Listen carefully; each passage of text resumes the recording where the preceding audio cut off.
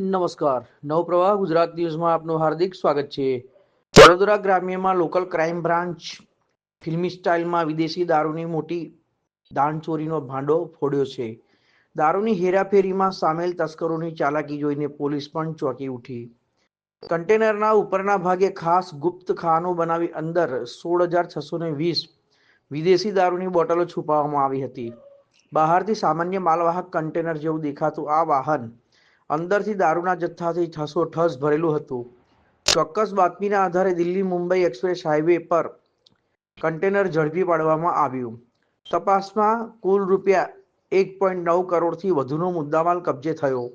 આ કાર્યવાહી ઓપરેશન પરાક્રમ હેઠળ હાથ ધરાઈ હતી. પોલીસે એક આરોપીની ધરપકડ કરી વધુ તપાસ શરૂ કરી છે. દાણચોરીમાં સામેલ તત્વો ટેકનિકલ અને ચતુરાઈ ભર્યા રસ્તા અપનાવી રહ્યા છે, પરંતુ વડોદરા ગ્રામ્ય પોલીસની સચોટ વોચ સામે તેમનો પ્લાન નિષ્ફળ ગયો.